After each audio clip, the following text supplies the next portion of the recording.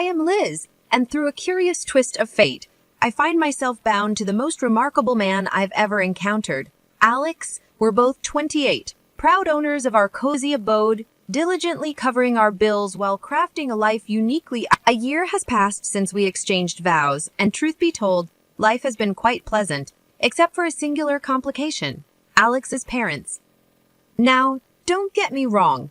I never anticipated playing the role of the knight in shining armor as the daughter-in-law. However, I certainly didn't envision becoming the family's unwelcome guest either. The inaugural encounter with my in-laws felt akin to entering a lion's den with a stake strapped to my neck.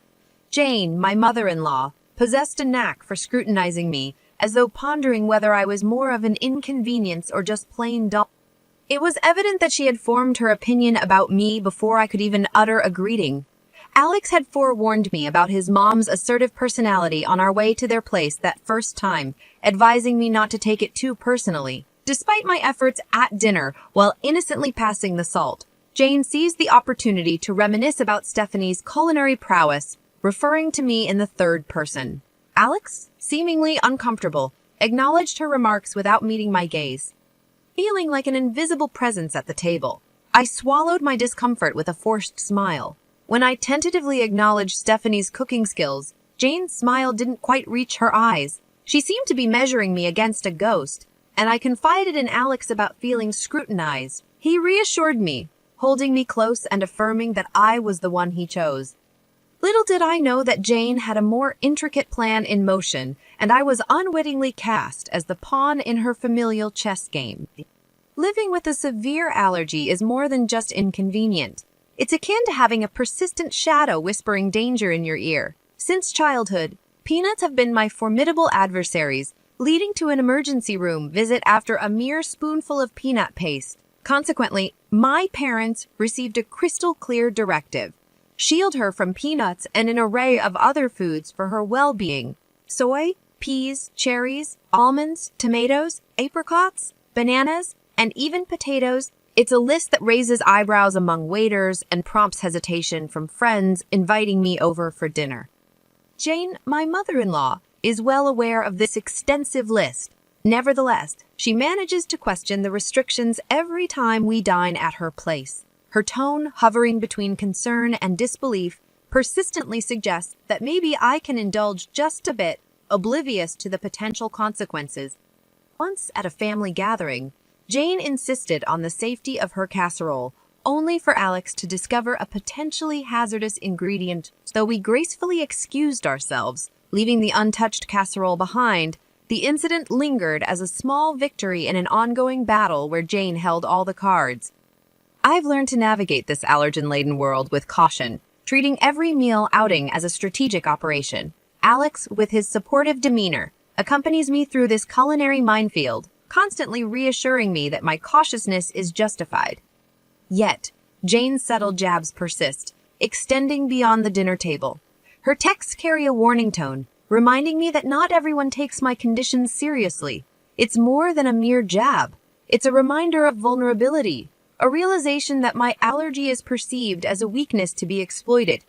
Dinners at Jane's house are orchestrated affairs, resembling a play where everyone knows their lines except for the unwitting lead. I, the daughter-in-law, I was the unpredictable element, the wild card capable of unintentionally stirring up a commotion with a single bite. Alex did his best to ease the situation, but there's only so much you can do when you're playing on someone else's home turf. On a particular evening, the tension hung in the air as heavily as the gravy on the table. Jane was bustling around, placing dish after dish on the table. I sat there with my plate empty, anxiously waiting to discern what I could eat without risking a hospital visit. Alex, in his ever-supportive manner, passed the green beans, urging, "They're just divine." Jane's voice dripped with sweetness that failed to reach her eyes. Eyeing the beans, I sensed something was off. "What's in them?" I asked. "Oh, just a touch of almond slivers for crunch," Jane replied, waving a dismissive hand. Halting Alex's reach, I said, "I can't eat those. Almonds are a no-go for me, Jane." Feigning surprise, a hand to her chest, she responded, "Oh dear, I must have forgotten. Silly me." Alex stood up, his chair scraping back, his voice firm with frustration. "Mom, this is serious. Liz could end up in the hospital. Jane's eyes narrowed slightly and she retorted, I just wanted to make something nice. It's not my fault Liz has all these allergies. The room fell into an uncomfortable silence, forks pausing midair, and embarrassed glances exchanged. Mark, Alex's dad, attempted to diffuse the tension. Let's just enjoy the meal, shall we? There's plenty Liz can eat, but the damage was done. The rest of the dinner passed in strained politeness, with Jane asking pointed questions about my allergies, as if she were jotting down notes for the next time. Later, when Alex and I were alone, he apologized. I'm sorry, Liz. I should have double-checked everything before we came. Tired of feeling like a problem to be managed, I responded, it's not your fault, but I'm starting to think your mom does these things on purpose. He didn't answer, and he didn't need to. We both knew the truth. Jane was serving up a side of malice with every meal, and I was the main course. I could always tell when Jane had been working on Alex. He'd get this distant look in his eyes, as if he were seeing through me, weighing her words against his own judgment. On this particular evening, a cloud seemed to settle over him, and I knew it before he even spoke. My mom thinks we should consider. Well, she thinks we might not be thinking about the future enough, Alex muttered, not meeting my eye as he fumbled with the TV remote. The future? I asked, a sinking feeling in my gut. Yeah, kids and your health issues, he continued, the word issues hanging awkwardly in the air between us. She talked to you about my allergies again, didn't she? He sighed, setting the remote down. She's just worried, Liz. She thinks it's a lot for us to handle, especially if we want a family. I bristled, asserting, we've talked about this. I've managed so far, haven't I? And there are plenty of people with allergies who have kids. Alex ran a hand through his hair, a sign of stress. I know. It's just she has this way of making me doubt things. The room was quiet for a moment, the tension palpable. I reached for his hand, our fingers intertwining. We're not fighting. We're on the same side, remember? He nodded, pulling me into a hug. You and me against the world, right? Right, I said. But as I held him, I couldn't shake the feeling that Jane's words were like weeds threatening to grow wild and choke the life out of the beautiful thing we had. It wasn't just my allergies that needed managing. It was the doubts that could seep into the cracks of even the strongest relationships. The news of my pregnancy was a happy surprise for Alex and me, but a complicated one for everyone else. When we announced it to his parents, Jane's reaction was like watching a robot trying to mimic human emotions, a pause, then a smile that didn't quite match the situation. We're gonna have a baby, Mom, Alex said, his voice a mix of pride and caution. That's wonderful, Jane managed to say, the words sounding foreign in her mouth. We must have a family dinner to celebrate. Celebrations at Jane's were never just celebrations. But I saw the hopeful look in Alex as the night of the dinner arrived, and the house buzzed with relatives. Jane was the perfect hostess, moving gracefully from guest to guest. When she reached us, her smile was practiced. Congratulations, Liz. This is such a joyous occasion. Thank you, Jane, I replied, trying to match her formality. We're excited. Alex wrapped his arm around my waist, a silent thank you for playing along. As dinner approached, I felt the familiar anxiety. A table full of food was a minefield for me, but tonight I hoped would be different. The table was a feast, and I felt every eye on me as I hesitated, my hand hovering over the options. Go on, dear, Jane urged, eat up. You're eating for two now? I smiled weakly, choosing the safest options, vegetables and rice, plain and simple. But as I reached for a slice of bread, Jane stopped me. Actually, maybe not that one, she said quickly. I'm not sure if the baker used soy flour. I paused, bread in hand, meeting her gaze.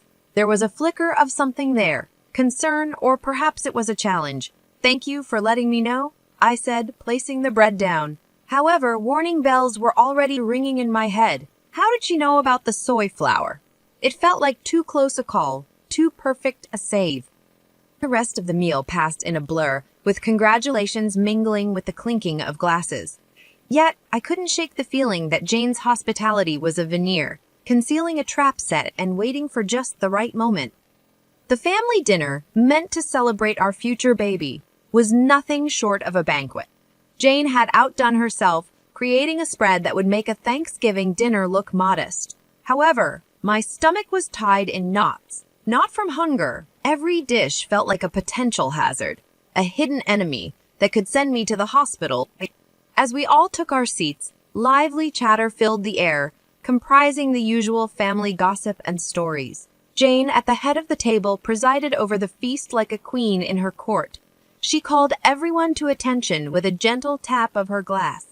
Before we begin, I just want to say how thrilled we are to be celebrating Liz and Alex's upcoming addition to our family, Jane announced, her voice steady and clear. Applause and cheers followed, and I forced a smile, feeling Alex squeeze my hand under the table. "Thank you, everyone," I said. "We're really looking forward to this new chapter in our lives." The meal began, and I tentatively picked at my food, choosing the simplest items. Alex watched me, his brow furrowed with concern. "You doing okay?" he asked quietly. "Yeah, just being careful," I replied, pushing a roasted potato around my plate. Jane's eyes were on me, and I felt like a specimen under a microscope. "Liz, you haven't touched your salad. The dressing is on the side, just as you like it," she said, her voice tinged with forced cheerfulness. "Thank you, Jane. I'm just not much of an appetite tonight," I said, avoiding the salad that could easily contain hidden allergens. As the dinner wore on, tension grew. Every time Jane offered me something, my anxiety spiked, and the room felt hot, the walls closing in. Then came the cake, a beautiful confection with layers of sponge and cream that drew admiration from the room. Jane cut a slice and handed it to me with a smile that might have been genuine if I hadn't known better. "For the mom-to-be," she said. "I really shouldn't," I said, looking at the cake, then at Alex, then at Jane. "But it looks delicious." "Oh, come on, Liz. One little bite won't hurt. For the baby," Jane pressed, her voice as sweet as the icing. That's when Alex's dad, Mark, stepped in, swiftly knocking the plate from my hands. The cake tumbled to the floor, and stunned silence fell over the room. "What the hell, Dad?" Alex exclaimed, anger and confusion in his voice. Mark stood, his face pale but his voice firm. "I saw the label in the trash. That cake has peanut oil in it." To a room erupted in chaos. Jane's face showed shock, but her eyes betrayed something darker, fear, maybe guilt. Alex stood, his chair clattering behind him. "Mom, did you know about this?" Jane's mouth opened and closed, but no words came out. In that moment, the truth became as clear as the danger on my plate. The room was dead silent after Mark's revelation, the dropped cake like a crime scene on the hardwood floor. Everyone's eyes were locked on Jane, who seemed to shrink under the collective gaze. "Mom? Is it true? Did you know?" Alex's voice cut through the tension, sharp and demanding. Jane looked away, her jaw clenched, and for the first time I saw a hint of fear in her eyes. Maybe she realized that her actions hadn't just endangered me, but jeopardized her relationship with her son, her reputation, everything. The rest of the evening was a blur of arguments, tears, and hushed conversations as the family tried to process what had happened. Alex and I left early, the weight of the evening heavy on our shoulders. We didn't speak much on the drive home. What was there to say? The truth was out, and with it, the facade of a polite, if not happy, family was shattered. The drive home was quiet, filled with a heavy silence, loaded with things left unsaid. When we finally walked through our front door, Alex and I just stood there, the echo of the night's drama still ringing in our ears. Alex was the first to break the silence. "I can't believe my own mother would do something like that," he said, his voice hollow. I sat down on the couch, the cushion failing to comfort me. "I know it's a lot to take in," he said, sitting beside me and taking my hands in his. "I'm so sorry, Liz. This is unforgivable." I looked at him, seeing the pain in his eyes, and my heart ached. "It's not your fault, Alex. We couldn't have known she'd go this far." But the truth was there, hanging between us. Jane had crossed a line, and there was no going back. The family was in pieces. Some stood by us, shocked and appalled by Jane's actions, while others struggled to wrap their heads around the reality of the situation. The next few days were a whirlwind. Alex's phone buzzed constantly with messages and calls from relatives expressing shock, support, and apologies. Through it all, there was deafening silence from Jane, no apologies, no explanations. Alex finally broke the news to me a week later. "Dad's left her. He can't get past what she did," he said, a twinge of something like regret in his tone. He said it's been a long time coming. I wasn't sure how to feel relief, sadness, pity. And Jane? I asked tentatively. She's not handling it well. She's alone now, Alex replied, a twinge of regret in his tone. We sat in our living room, the walls we'd painted together, the furniture we'd picked out during countless trips to the store. It was our home, filled with our memories, our love. Outside, there was a storm brewing, one that threatened to uproot everything we knew. In that moment, I realized that no matter what happened, we had each other. We were a team about to bring a new life into the world, and that was what mattered. I love you, Liz, Alex said, pulling me close. I love you too, I whispered back. The fallout from that night would linger, and the scars it left on our family would take time to heal. But as I looked at Alex, at the life we'd built and the future we were about to embark on, I knew that we'd weather any storm together. As for Jane, she was a chapter in our lives that we had closed, a story that we wouldn't let define us. From now on, it was just us, our baby, and the road ahead. Whatever it brought, we'd face it together.